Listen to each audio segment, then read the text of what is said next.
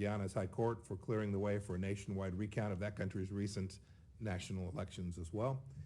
We look forward to working with their Elections Commission and the international observer community to ensure that that process is free and fair, transparent, and credible.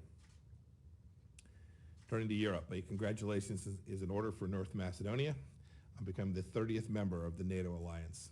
Its succession, which we marked in our virtual NATO meeting last week, strengthens the alliance tremendously. And it offers yet more proof that countries know aligning with free nations of the West is the best way to obtain security, stability, and prosperity for their own nation. Now to the topic of greatest concern these days, the coronavirus. I'd like to speak in some detail about the State Department's 24/7 worldwide efforts to repatriate American citizens from around the globe. It's one of the most remarkable diplomatic missions in American history. As of this morning, our team, working at great personal risk, has repatriated more than 45,000 citizens from across the world. 460 plus flights, 75 countries, nearly every day. Incredible stories of our team's speed, tenacity, getting our people home hit my desk. These stories could be pulled from a Hollywood script. They're remarkable. I'll share just a couple with you. In Nepal, American tourists found themselves stranded near Mount Everest and other remote areas. Our embassy obtained special permits from the government for 15-passenger commercial planes to fly in and out of that dangerous mountain terrain. Embassy staff arranged buses to travel hundreds of miles to reach U.S. citizens and bring them back to Kathmandu to board flights that ultimately came back here to the United States. We even helped one woman who was running low on medication reach a pharmacy and evacuated her out of the first two flights that carried nearly 600 U.S. citizens and residents. In Argentina, our people worked with foreign ministry contacts to help American missionaries pass through armed checkpoints. They arranged for an asymptomatic elderly couple to be released from quarantine so that they could get home to their loved ones. And our team helped a couple expecting a child get back to the United States in a timely fashion. We received this grateful note. It's just one among many from a woman whose mother was repatriated from Ecuador. The note read in part, "I just want to say a special thank you to the U.S. Embassy for acting so efficiently and expeditiously to bring home my mom and her husband. They were pretty much stranded since all the airports are closed, and you guys came to the rescue. You guys are the best. God bless America. I am so proud to be an American." End of quote. I want the American people to have a better sense of the staggering logistical coordination and detail that goes into every one of these repatriation operations. They're truly the good work of not only our team that works across time zones, but works with the Department of Homeland Security, the United States military, and our foreign partners at every level to get transport authorities and airline companies and medical teams all to where they need to be to get these people home. Our teams are printing emergency passports to get these folks back. We call hotels to find spaces for U.S. citizens to sleep to make sure they're near the airport for the moment that the plane will arrive. And we make arrangements for flight crews. And we provide Americans with letters for safe passage. The list goes on and on. It's truly a great piece of work by the United States government on behalf of the American people. I want everyone to be reminded that America remains the world's leading light of humanitarian goodness as well amidst this global pandemic. Right now, given the great need for PPE in our own country, our focus will be on keeping critical medical items in the United States until demand is met here. But the United States continues, even as we speak, to provide high quality, transparent, and meaningful assistance to our partners all across the globe. We do this because we're good and generous people. We also do it because viruses don't respect borders. When we help our friends abroad, it keeps us safe back here in the homeland as well. Today, I can confirm that we are prepared to commit an additional $225 million in health, humanitarian, and economic assistance to further boost response efforts worldwide. That's on top of the roughly $274 million in funding we've already deployed to 64 countries across the globe. No country can match this level of generosity. The new funding that I announced today will be used to reduce transmission through virus diagnosis, prevention, and control, to bolster health systems, to prepare labs, to train healthcare workers, to increase awareness, and much, much more.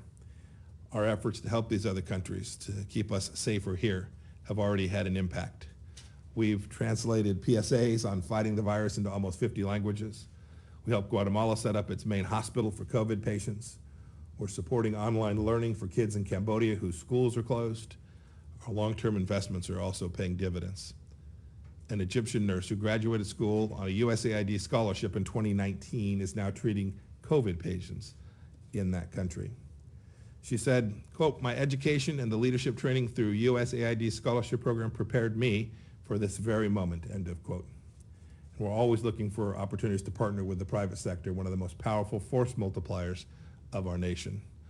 We want to help these countries help themselves. In Nigeria, we've partnered with a company called Airtel to reach more than 1 million citizens per day with voice and text messages on social distancing, safe hygiene practices, and other measures. Along these same lines, it's not just American governments bringing to help, it's American charities too. As just one example, in the Czech Republic, the U.S. firm Duquesne IAS, headquartered just outside of Chicago, has voluntarily turned over a part of its production facility to make face masks for Czech first responders, senior centers, and other social service providers. In Tunisia, Cisco donated video conference equipment to government agencies so that they can remotely work during this lockdown to ensure the continuity of operations for their leadership team. It's a special country that we're all part of. No other country gives so much. And on that theme, one more note, good news. I'd like to draw your attention to the Ebola virus. For almost 2 years now, the United States has led the global response to the latest outbreak of that horrible disease in the Democratic Republic of Congo. Within 1 month from the outbreak, America deployed a disaster assistance response team and other experts who supported vaccination campaigns, diagnostic processes, testing and tracing, and more. We've provided more than $569 million since the outbreak began to fight Ebola in the DRC and the neighboring countries. Thanks to our efforts, I'm pleased to announce today that on April 12th, the DRC is expected to declare this outbreak is officially over. It will be 42 days, 2 full incubation periods for the disease since the last person tested negative twice and was released from an Ebola treatment center.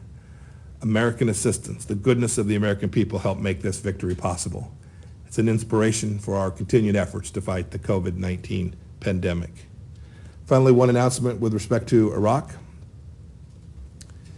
As a force for good in the nation and as Iran's closest friend, the United States has proposed a strategic dialogue with the government of Iraq to be held in middle of June. With the global COVID-19 pandemic raging and plummeting oil revenues threatening an Iraqi economic collapse, it's important that our two governments work together to stop any reversal of the gains we've made in our efforts to defeat ISIS and stabilize the country.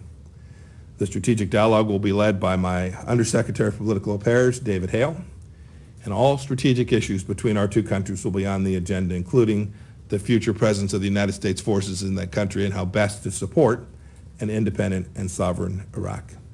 With that, I'm happy to take a few questions this morning. Hi, Kim, there's your time. Hey, Kim. Sir, have you stopped using the phrase Wuhan virus to lower the temperature of the rhetoric with China, even as U.S. intelligence reports their disinformation is rising? And is the Taliban keeping up its end of the peace deal? So I'll take your second question first. When I traveled to Doha and the United States signed a deal with the Taliban, and simultaneously we set out a declaration with the Afghan government, there was no doubt that there would be steps forward and steps backward. We think since that date, and indeed since the trip that I took there now a couple of weeks back, that we've made some progress. But we see them posturing in the media. We see statements that come out. What we know is that directionally, every one of those parties understands the United States commitment, the things we're going to do, the things that we will not do for them. These negotiations have to be intra-Afghan negotiations amongst those parties, and that our expectation, whether that is for President Ghani and Abdullah to figure out the political challenges that confront them, for us to get the deal with the Taliban right, for America to deliver on its commitment that says we will reduce our forces in accordance with the agreement on the conditions that are set out in those agreements. I don't think there's any ambiguity with respect to how all of the parties understand what America's continued role will be if they execute this peace and reconciliation process properly, appropriately, and efficiently. I'm confident in the days ahead we'll have things that look like steps backward, but I'm also hopeful that all the parties are sincere in wanting what's good for the Afghan people. Right? They've been at this for 40 years in their country. We've been there for half of that. It's time for these folks to get on with building out a peaceful, reconciled Afghanistan with a real political leadership that can lead the country forward and take down the levels of violence. We're monitoring that. We are still providing support for the Afghan National Security Forces, and we continue to work to get this process moving forward. Your first question was about disinformation that we're seeing. We know that this is a global pandemic, and this is the time for every country to work together to resolve that. To do that, you have to be honest and transparent. Every country has that obligation. We do our best to do that every day, to deliver the real data about the things we know, the things we learn. We do it in formal public channels. There's a couple hours every day where the president and the team, the task force team, come out and talk to the American people about what's going on with the best information that we have available. We do that privately. We do that in our discussions. I was on the phone all morning with counterparts from Kazakhstan and from Egypt to share with them the things we're learning, the best practices we have. HHS is doing the same thing. CDC is doing the same thing. But we have an expectation. That expectation is that every country will do that the same way. And every nation, be they a democracy or not, has to share this information in a transparent, open, efficient way. There are still lots of things we don't know. We can only know them when the data set, the global data set, is available to every party. It has to be accurate. It has to be timely. It can't be grudging. We need to let scientists from all across the global community, nation immaterial, best scientist wins, stare at this data, work on this data, and collaborate together. And you can't do that if nations choose to behave in ways that are inconsistent with that central idea. The idea of cooperation is more than just saying, yeah, sure, we'll get along, we're happy to get along with you. The idea of cooperation entails so much more. It's so much more substantive than that. It needs to be transparent and timely and open. We have an expectation, and we're communicating that expectation to every country. And the phrase Wuhan virus? Nadia, go ahead. Thank you. Nadia Baldisi with Al Arabiya. Television. Good morning, Mrs. Secretary. Good to see you again. I have two questions on Iran first. Despite your effort to dry up money that Iran is spending on its proxies, Hezbollah emerged as the party in Lebanon now that provided services and helping people during this crisis of Corona. How do you counter this message? And on Iraq, Kataib Hezbollah threatened that they're gonna veto actually any nominated prime minister of Iraq. Do you take this threat seriously? Do they have any weight on deciding who's gonna be the prime minister? So all the voices in Iraq will have some weight on who will be the next prime minister. I hope the most important voice there isn't Kataib Hezbollah. It isn't AAH. It's not terrorists. I hope it's the Iraqi people who have the ultimate say. What we've said consistently about the Iraqi political process is very simple. A leader who is put forward, who's prepared to engage in the reforms that will build out a sovereign, independent Iraq on behalf of the Iraqi people and move away from the old sectarian model that ended up with terror and corruption. Any leader that's put forward that will do that, the United States is happy to support. And that's the gold standard. It's what we need. It's what, frankly, the Iraqi people need. It's why we want to have this strategic dialogue. It's that we want to begin to engage, to take down violence, to take down risk, to take down the threat from a resurgence of terror there. That's when you talk about who will decide who the next leader is, our mission is to make sure that that next leader is reflected in what it is you see the people who were protesting before the virus broke out, the people who were protesting all across Iraq demanding a different political path forward. So I'm sure the Kataib Hezbollah folks will try to have their say. I'm hopeful that it will be the Iraqi people who ultimately decide who the next leader will be. On Iran, sir, and Hezbollah. Yeah, we were in a big hole. Previous administration gave the Iranians a whole lot of money, and we have done remarkable work to deny the regime the resources they need to continue to carry out their terror campaign. You describe a situation in Lebanon, I think, or perhaps in Syria, where Hezbollah is operating.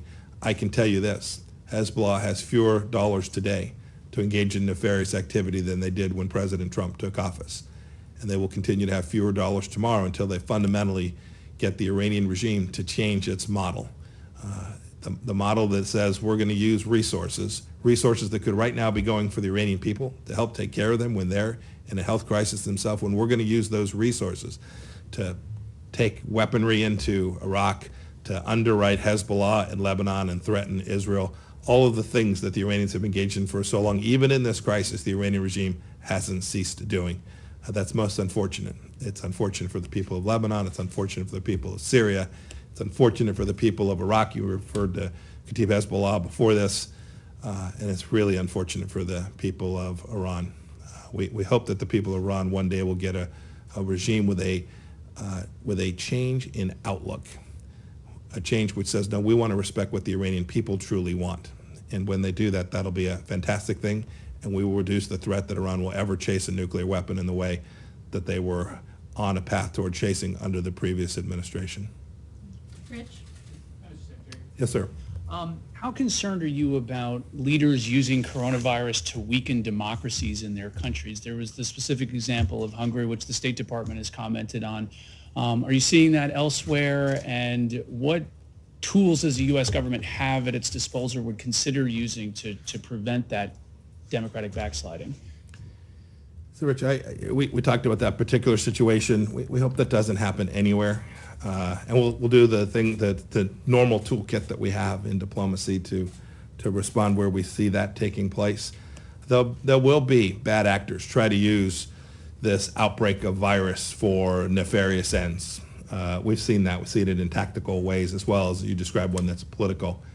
But there is a thought that's there that I think is important. You know, I hear people saying that, boy, autocracies sure respond to crises well. I have to tell you, they got the wrong end of the stick.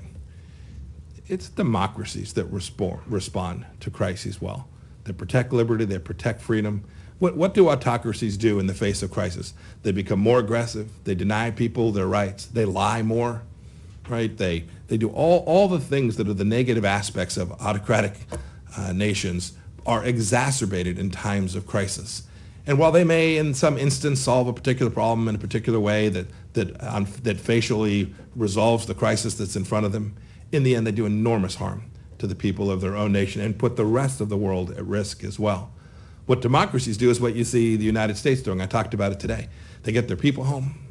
They become very generous. They share their resources. They help the entire world fight the global pandemic. You've seen the president and his task force talk about all the remarkable work we're doing on therapeutics, all the remarkable work that the United States is doing towards delivering a vaccine, and we're working with our democratic partners around the world to help deliver that.